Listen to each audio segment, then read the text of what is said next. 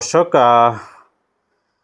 আদালত জানতে চেয়েছেন যে বঙ্গবন্ধু শেখ মুজিবুর রহমানের পরিবারের সদস্যদের পিছনে রাষ্ট্রের কত টাকা খরচ হয় সে বিষয়টি আদালত জানতে চেয়ে ৩০ দিনের সময় দিয়েছেন সরকারকে। অর্থাৎ সরকারকে আগামী ৩০ দিনের মধ্যে জানাতে হবে যে কি পরিমাণ অর্থ ব্যয় করা হয় বঙ্গবন্ধু পরিবারের সদস্যদের জন্য। নিউজে বলা হচ্ছে বঙ্গবন্ধু পরিবারের সদস্যরা যেসব সুযোগ সুবিধা ও সম্পদ ভোগ করেন এবং এটার বাবদ রাষ্ট্রের কত টাকা খরচ হয় তার হিসেব আগামী ৩০ দিনের মধ্যে আদালতে দাখিল করতে হবে সরকারকে। এই আদেশ দিয়েছেন হাইকোর্ট। সরকারকে ৩০ দিনের মধ্যে মোটামুটিভাবে জানাতে হবে। আরও বলা হচ্ছে যে একই সঙ্গে বঙ্গবন্ধু পরিবারের সদস্যরা ইতিমধ্যে যে সুযোগ সুবিধা ভোগ করছেন তা আদায়ে সংশ্লিষ্টদের কেন নির্দেশ দেওয়া হবে না তা জানতে চেয়েও রুল জারি করা হয়েছে। গত 25শে আগস্ট সুপ্রিম কোর্টের আইনজীবী ও হিউম্যান রাইটস সাপোর্টের সহকারী সেক্রেটারি জেনারেল মোহাম্মদ মনিরুজ্জামানের করা এক রিট আবেদনের প্রাথমিক শুনানি শেষে বিচারপতি AKM আসাদুজ্জামান ও বিচারপতি মোহাম্মদ মাহবুব-উল ইসলামের হাইকোর্ট বেঞ্চ এই আদেশ দিয়েছেন। আপনারা সবাই অবগত আছেন যে বঙ্গবন্ধু পরিবারের সদস্য বলতে কিন্তু একেবারে জীবিত সদস্যদের মধ্যে যদি বলা হয় তাহলে শেখ হাসিনা এবং শেখ রেহেনাকে বলা হয়।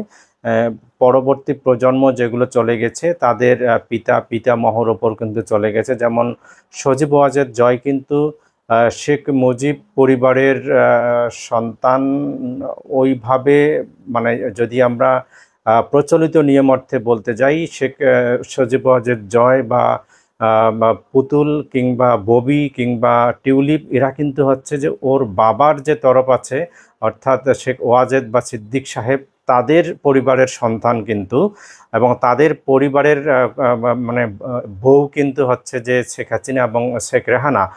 আর শেখ মুজিব পরিবারের সদস্য যদি এখন বলা যায় তাহলে দুজনেই আছেন। এই দুজন হচ্ছেন শেখ হাসিনা এবং শেখ রেহানা।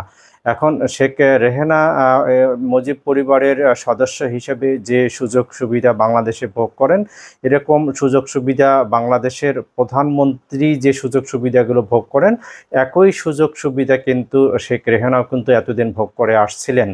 এখন যেমন শেখ পরিবারের যে নিরাপত্তার যে আইন ছিল সেটি বাতিল করা হয়েছে।